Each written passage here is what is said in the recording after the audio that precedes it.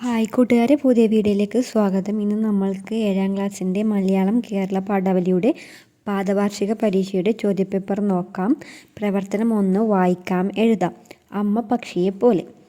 നമ്മുടെ വിദ്യാലയം ഇത് കണ്ടു, അമ്മ പക്ഷി കണക്കല്ലോ, അരിമക്കുട്ടികളായിരമുണ്ട്, ചിറകിനടിയിൽ ഒളിച്ചിടാൻ, ചിക്കിച്ചികയാൻ വാക്കുകൾ, അക്ഷരമുത്തുകൾ കൊത്തിയെടുപ്പാനും, ഇത്തിരി മഴയും വെയിലും കൊണ്ടീ മുറ്റത്തൂടെ കളിപ്പാനും, വായിക്കും സ്നേഹത്തോടെ തമ്മിൽ കൊക്കുകൾ തമ്മിലുരുമ്മാനും, കല്ലും മുള്ളും കൂർത്തുകിടക്കെ മെല്ലെ കാലുകൾ വയ്ക്കാനും, വേവും ചൂടിലകപ്പെട്ടെന്നാൽ നോവറിയാതെ നടപ്പാനും, പല പല വിദ്യകൾ ഉണ്ടവയെല്ലാം പതിവായി പക്ഷി പഠിപ്പിക്കും, പിന്നെയൊരിക്കൽ കുഞ്ഞുങ്ങളെയും ചുമ്മാ കൊത്തിയകറ്റിയിടും.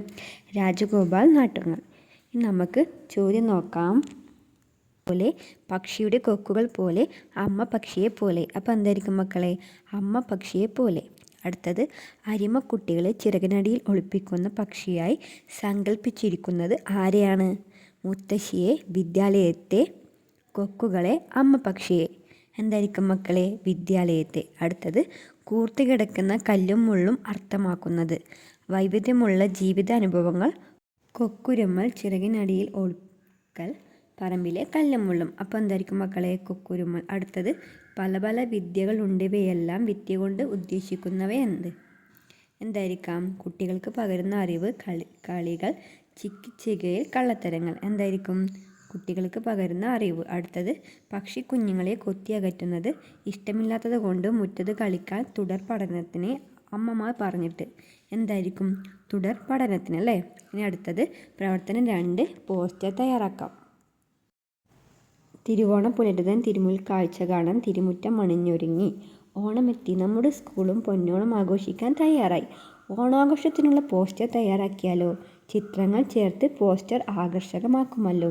അപ്പോൾ നമുക്ക് പോസ്റ്റർ നോക്കാം. തിരുവോണം വരുന്നു നമ്മുടെ സ്കൂളിൽ, ഓണസദ്യ, പൂക്കളം, വടവലി, തിരുവാതിര. തീയതി 13/8/2026. സ്ഥലം Kannur. School Kannur UP school.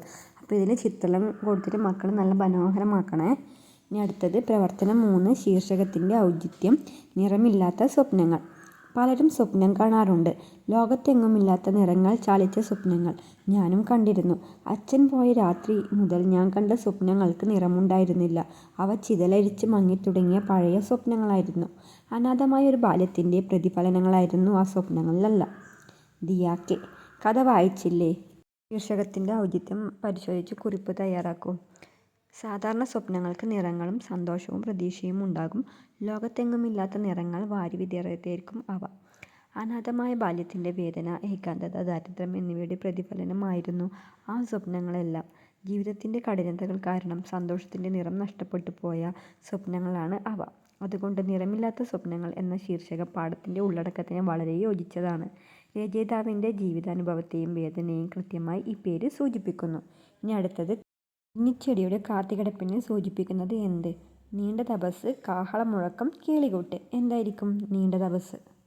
അടുത്തത്, പ്രവർത്തനം 4, ആസ്വാദനക്കുറിപ്പ്. ഇളങ്കാറ്റ് തെല്ലെന്ന് തൊട്ടെന്ന് വന്നാൽ ഇഷ്ടമാകാത്തത് ആർക്കാണ്? നീലക്കുറിഞ്ഞികളുടെ മനോഹാരിത നിങ്ങൾ ആസ്വദിച്ചില്ലേ? വള്ളത്തോളിൻ്റെ ദിനാന്തര സഞ്ചാരത്തിലും പ്രകൃതി ഭംഗി നാം കണ്ടു. ചുവടെ തന്നിരിക്കുന്ന കവിത വായിക്കും. കല്യാണമേള. മരമൊരു വരമെന്നരുളിയതാരെന്നറിയില്ലെങ്കിലും അതു സത്യം. മരമില്ലെങ്കിൽ വനമില്ലെങ്കിൽ മനുഷ്യന് ജീവിത വഴിമുട്ടും. മലനിരയെല്ലാം ഇല്ലാതായാൽ മഴ കിട്ടാതെ വലയും നാം. മഴയില്ലെങ്കിൽ ജലമില്ലെങ്കിൽ മരുഭൂവാകും ഭൂലോകം. മരമാണൈശ്വര്യമെന്നറിയാത്ത മരമണ്ടന്മാരുണ്ടിന്നും. അപകടകരമാണവരുടെ ചെയ്തികൾ, അതിനെ തടയാൻ ഒന്നിക്കാം. വിനാശത്തിനറുതി വരുത്താം, നട്ടുവളർത്താം മരമെങ്ങും. അവയാകട്ടെ തണലും തണുവും, അവയ്ക്കിത്തിരി ആശ്വാസം. ആസ്വാദനക്കുറിപ്പ് തയ്യാറാക്കുക. നമുക്ക് ആസ്വാദനക്കുറിപ്പ് നോക്കാം. കല്യാണമേളം എന്ന കവിത പ്രകൃതി സംരക്ഷണത്തിൻ്റെ ആവശ്യകതയെക്കുറിച്ച് നമ്മളോട് സംസാരിക്കുന്നു. മരങ്ങൾ ഇല്ലാത്ത ഒരു ലോകം എത്ര ഭയാനകമായിരിക്കുമെന്ന് കവി ഈ കവിതയിലൂടെ കാണിച്ചു തരുന്നു.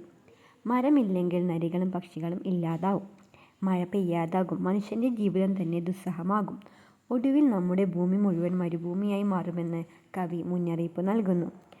മരമാണ് ഐശ്വര്യമെന്നറിയാത്ത മരമണ്ടന്മാർ. സ്വാർത്ഥമായി മരങ്ങൾ വെട്ടിമുറിക്കുന്നതിനെ കവി ശക്തമായി വിമർശിക്കുന്നു. എന്നാൽ പ്രതീക്ഷ കൈവിടാതെ വിനാശം നിർത്തി നമുക്ക് മരങ്ങൾ നട്ടുവളർത്താമെന്ന് കവി ആഹ്വാനം ചെയ്യുന്നു. വളരെ ലളിതവും നേരിട്ടുള്ളതുമായ ഭാഷയിലൂടെ പ്രകൃതിയെ സ്നേഹിക്കുകയും സംരക്ഷിക്കുകയും ചെയ്യേണ്ടത് ഓരോരുത്തരുടെയും കടമയാണ് എന്ന സന്ദേശമാണ് ഈ കവിത നൽകുന്നത്. ഈ കവിത വായിച്ചപ്പോൾ ഒരു മരം നടുന്നത് ഒരു ജീവൻ രക്ഷിക്കുന്നതിന് തുല്യമാണെന്ന് നമുക്ക് മനസ്സിലായി. പ്രവർത്തനം 5 യാത്രാവിവരണം. കാടിനകത്തേക്ക് ഞങ്ങൾ പ്രവേശിച്ചു. ഇലകൾക്കിടയിലൂടെ സൂര്യൻ ഞങ്ങളെ വരവേറ്റു. പക്ഷികളുടെ പാട്ട് എതിരേറ്റു. കണ്ണിൽ നിറയെ കാനനപ്പച്ച. ഒരു യാത്രാവിവരണത്തിൻ്റെ തുടക്കം ഇങ്ങനെയാണ്: നിങ്ങൾ ആസ്വദിച്ച യാത്രയുടെ വിശദാംശങ്ങൾ ഉൾപ്പെടുത്തി വിവരണം തയ്യാറാക്കുക. അപ്പോൾ നമുക്ക് യാത്രാവിവരണം നോക്കാം. ഇന്ന് ഞങ്ങളുടെ സ്കൂളിൽ നിന്ന് പെരിയാർ വനത്തിലേക്കുള്ള ഒരു പഠനയാത്രയായിരുന്നു. രാവിലെ 8 മണിക്ക് ബസ്സിൽ കയറി. വഴിയിൽ ഇരുവശത്തും പച്ചപ്പ് നിറഞ്ഞ നെൽപ്പാടങ്ങളും തെങ്ങിൻ തോപ്പുകളും കണ്ടു. വനത്തിൻ്റെ ഗേറ്റിൽ എത്തിയപ്പോൾ തന്നെ തണുത്ത കാറ്റ് ഞങ്ങളെ സ്വീകരിച്ചു. ഗൈഡ് പറഞ്ഞ സുരക്ഷാ നിർദ്ദേശങ്ങൾ കേട്ട് ഞങ്ങൾ വനത്തിലേക്ക് നടന്നു. വഴിയിൽ പലതരം മരങ്ങളും ചെടികളും കണ്ടു. തേക്കും ഈട്ടിയും കരിമരുതും ഉയർന്നു നിൽക്കുന്നു. കുരങ്ങുകൾ മുകളിൽ കളിച്ചുകൊണ്ടിരിക്കുന്നു. പെട്ടെന്നൊരു മയിൽ തുള്ളിച്ചാടി പോകുന്നത് കണ്ടപ്പോൾ എല്ലാവരും ഒരേ ശബ്ദത്തിൽ ആഹ്ലാദിച്ചു. അരുവിയുടെ ഓരത്ത് ചെന്നപ്പോൾ തെളിഞ്ഞ വെള്ളത്തിൽ മീനുകൾ നീന്തുന്നത് കണ്ടു. ഞങ്ങൾ കുറച്ചു നേരം അവിടെ ഇരുന്നു. പ്രകൃതിയുടെ ശാന്തത ഞങ്ങളെ മുഴുവൻ ആകർഷിച്ചു. പ്ലാസ്റ്റിക് ഒന്നും വനത്തിൽ ഇടരുത് എന്ന് ഗൈഡ് ഓർമ്മിപ്പിച്ചു. വനമാണ് നമ്മുടെ ജീവൻ്റെ ആധാരം എന്ന് അദ്ദേഹം പറഞ്ഞു. വൈകുന്നേരം 4 മണിക്ക് ഞങ്ങൾ തിരികെ വന്നു. ആ യാത്ര എനിക്ക് പുതിയ ഒരുപാട് അറിവുകൾ തന്നു. പ്രകൃതിയെ സ്നേഹിക്കാനും സംരക്ഷിക്കാനും ഉള്ള പ്രചോദനം കൂടി ആ യാത്ര എനിക്ക് നൽകി. അത് വിശകലന കുറിപ്പാണ്. പ്രവർത്തനം 6. കവിത വായിക്കൂ. എന്താണമ്മേ സ്വാതന്ത്ര്യം? ചന്തുവിനുണ്ടൊരു സ്നേഹം. എന്താണമ്മേ സ്വാതന്ത്ര്യം? ഉത്തരമൊന്നും ചൊല്ലാതെ പുഞ്ചിരി തൂവി മാതാവ്. ഓലത്തുമ്പിൽ ചാഞ്ചാടും ചേലേറുന്നൊരു തത്തമ്മ. ചന്തുവിനുത്തരമെന്നോണം ഒന്നു ചിലച്ചു ചന്തത്തിൽ. ബന്ധനമില്ലെന്ന കീഴിൽ അതാണ് കുഞ്ഞേ സ്വാതന്ത്ര്യം. ഈ കവിതയിലെ ആശയങ്ങളും മനസ്സിലെ കിളി എന്ന പാഠഭാഗത്തിലെ ആശയങ്ങളും വിശകലനം ചെയ്ത് കുറിപ്പ് തയ്യാറാക്കുക. ഇതിൻ്റെ ബി ക്വസ്റ്റ്യൻ: വിഭജിത തന്തികളിൽ അദൃശ്യ പുഷ്പങ്ങളായി നിൽക്കുന്നത്. ഇന്നലെ അവർ പാടിയ ഗാനങ്ങൾ: പോയി മറഞ്ഞവർ, മുന്തിരിനീര്. അതിൻ്റെ ആൻസർ പോയി മറഞ്ഞവർ. അപ്പോൾ ഇത്രയാണ് കേരള പാഠാവലിയുടെ മോഡൽ ചോദ്യങ്ങൾ. അപ്പോൾ ഇന്നത്തെ വീഡിയോ ഇഷ്ടപ്പെട്ടാൽ ചാനൽ സബ്സ്ക്രൈബ് ചെയ്യാനും വീഡിയോക്ക് ലൈക്ക് തരാനും മറക്കല്ലേ കൂട്ടുകാരെ. അപ്പോൾ അടുത്ത വീഡിയോ കാണാം.